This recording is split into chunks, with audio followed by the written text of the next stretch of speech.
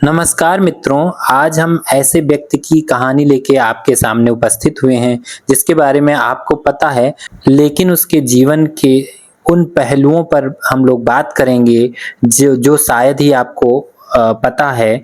तो भारतीय महाकाव्य रामायण एक ऐसा ग्रंथ जो केवल राम की विजय गाथा ही नहीं बल्कि रावण जैसे अद्वितीय और जटिल व्यक्तित्व की कथा को भी समेटे हुए है। रावण जिसे हम राक्षसों का राजा कहते हैं, परंतु क्या वह एक खलनायक था? नहीं, वह एक विद्वान, शिव भक्त, महान योद्धा और संगीतज्ञ भी था। तो आइए चलते हैं उस समय के कालखंड में जहां रावण की गाथा जन्म लेती है। तो बात करते हैं उसके वंश और जन्म की। ऋषि पुलस्त्य जो कि ब्रह्मा जी के मानस पुत्र थे और उनके पुत्र विश्वश्रवा जिन्हें हम विश्वर्षि भी कहते हैं, और उनकी पत्नी थी कैकसी जो कि दैत्य वंश की कन्या थी।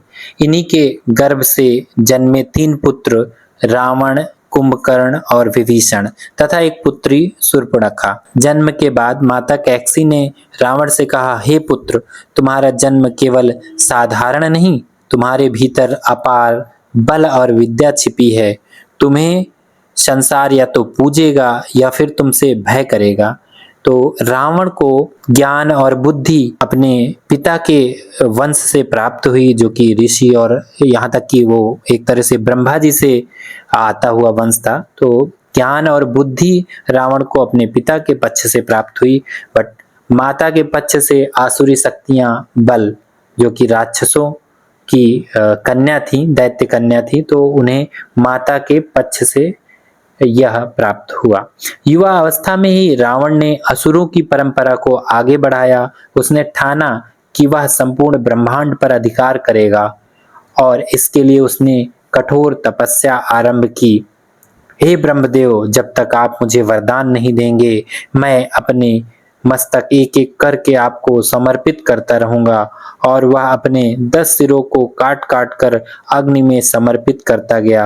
अंततः ब्रह्मा जी प्रकट होने पर विवश हुए। वत्स रावण, तुम्हारी तपस्या ने मुझे प्रसन्न किया, मांगो क्या वरदान चाहते हो। सारे राक्षसों की भांति रावण को भी अमरता का वरदान चाहिए था जो कि ब्रह्मा जी किसी को नहीं दे सकते। वो उन्होंने अपनी विवशता जाहिर की कि अमरता का वरदान मैं किसी को नहीं दे सकता। तब रावण ने कहा, हे प्रभु, मुझे देवता, असुर, यक्ष, गंधर्व किसी से भी कोई भय ना हो और इनके द्वारा मुझे मृत्यु ना हो। मेरी नाभि में अमरत्व का अमृत भर दो। ब्रह्मा जी ने वरदान दे दिया। यहीं से रावण का अहंकार जन्मा। रावण केवल बलवान ही नहीं था, वह महान शिव भक्त और संगीतज्ञ भी था। उसने वीणा बजाकर शिव की स्तुति की। शिव तांडव स्रोत आज भी उसकी भक्ति की अमर धरोहर है।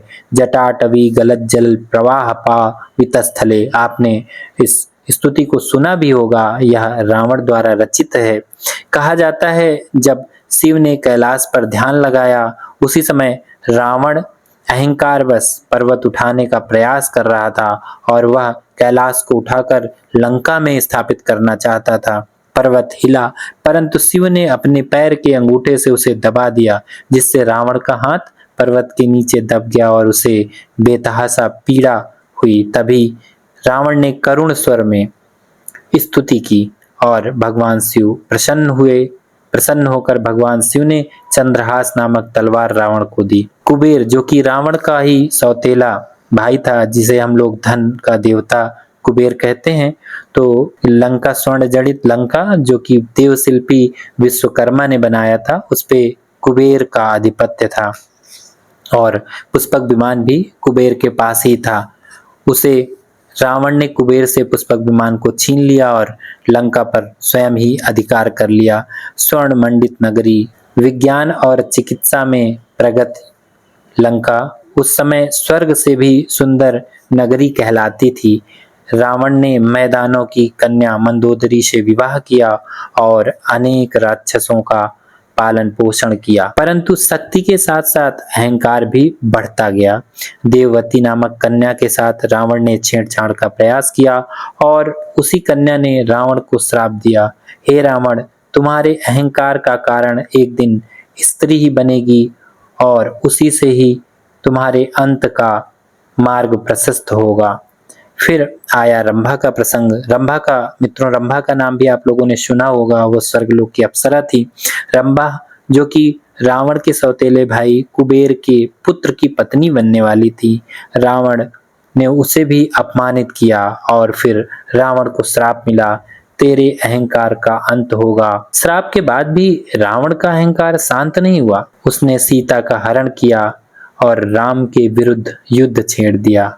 भगवान राम को रावण एक मनुष्य समझता था और उसे विश्वास था कि नर और वानर से तो मुझे कोई भय ही नहीं हो सकता, क्योंकि जब कोई देवता, यक्ष, गंधर्व मुझे कुछ नुकसान नहीं पहुंचा सकता तो नर वानर क्या कर सकता है।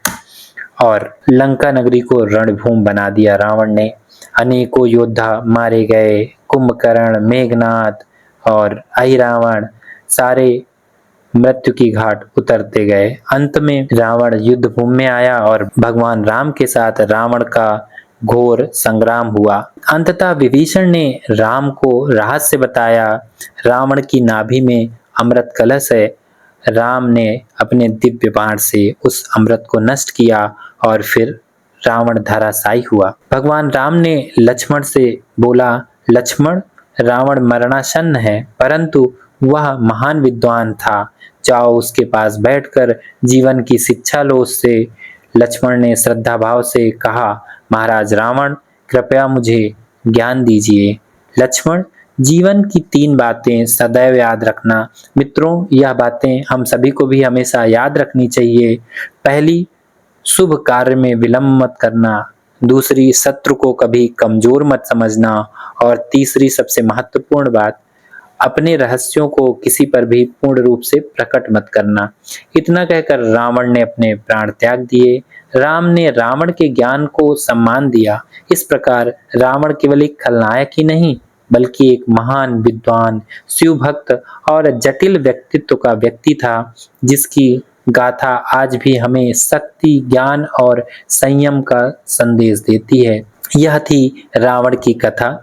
एक ऐसा पुरुष जो अपनी विद्या और भक्ति से देवताओं को चुनौती दे गया, परंतु अपने अहंकार से विनाश को आमंत्रित कर बैठा।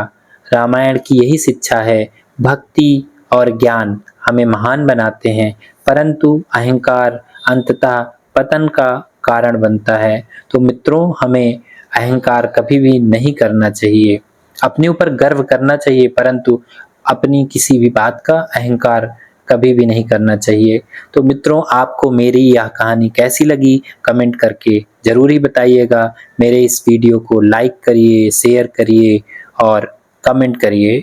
यदि आप मेरे इस चैनल पर नए हैं तो सब्सक्राइब कीजिए और अपने दोस्तों और परिवारजनों के साथ मेरी इस कहानी को शेयर करिए। मिलते हैं जल्द ही किसी दूसरी कहानी के साथ। तब तक के लिए नमस्कार, जय हिंद।